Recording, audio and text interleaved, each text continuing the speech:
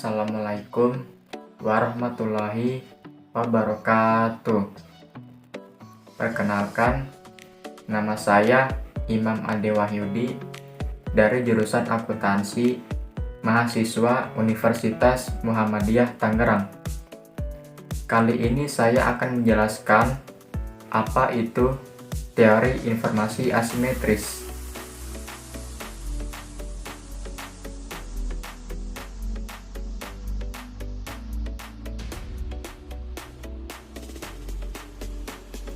Kondisi tentang teori informasi asimetris pertama kali dicetuskan oleh Arrow pada tahun 1963 dalam satu artikel yang berjudul Uncertainty and the Welfare Economics of Medical Care di jurnal American Economic Review.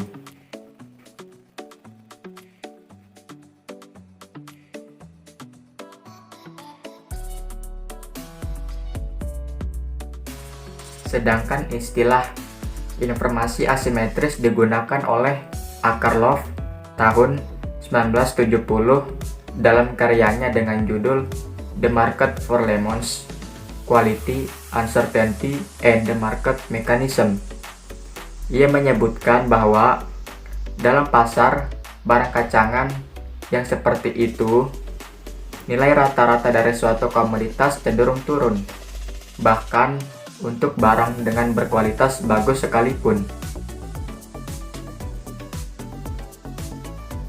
Penjual yang tidak memiliki niat baik cenderung melakukan penipuan terhadap pembeli dengan memberi kesan seolah barang yang dijualnya bagus.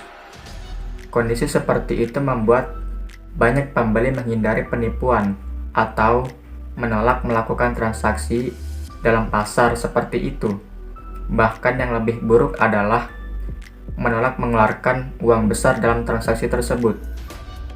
Akibat hal tersebut, penjual yang benar-benar menjual barang dengan kualitas bagus menjadi tidak laku karena hanya dinilai murah oleh pembeli.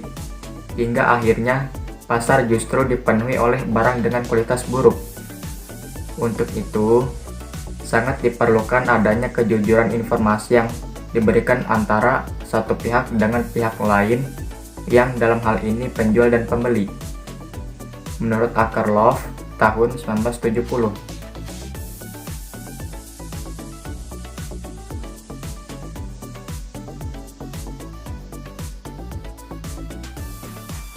Informasi asimetri terjadi karena adanya perbedaan kepentingan antara manajemen dengan pemilik modal.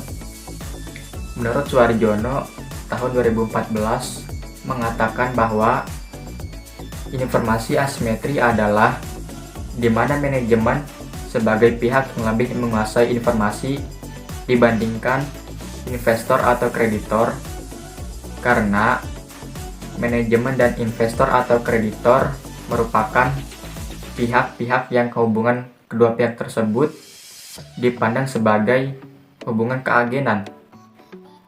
Dikhawatirkan akan terjadi asimetri informasi antara kedua pihak tersebut dengan manajemen sebagai pihak yang lebih menguasai informasi.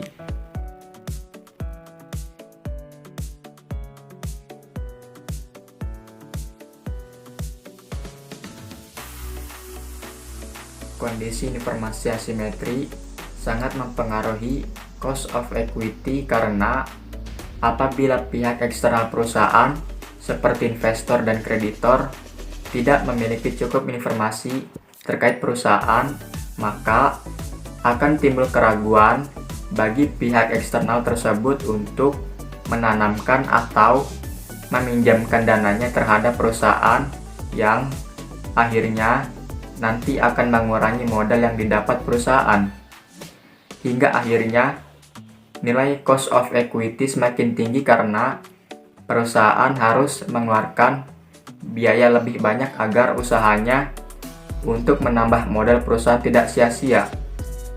Sebaliknya, apabila pihak eksternal perusahaan mengetahui secara lengkap tentang kondisi perusahaan, maka hal tersebut akan semakin memantapkan para pihak eksternal dalam mempertimbangkan untuk menanamkan atau meminjamkan dananya terhadap perusahaan, sehingga nilai cost of equity juga semakin kecil.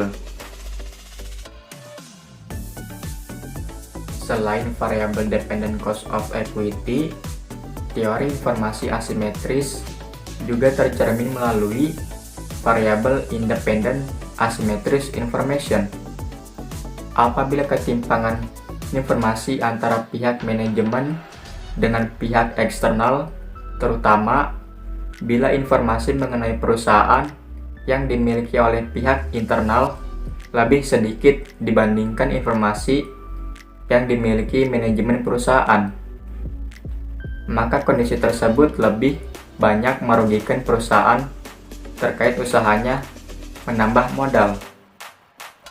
Hal ini disebabkan apabila perusahaan tidak melakukan transparansi terhadap laporannya, maka pihak eksternal tidak dapat mengetahui prospek perusahaan di masa mendatang, sehingga meragukan mereka untuk melakukan pengambilan keputusan terhadap investasinya.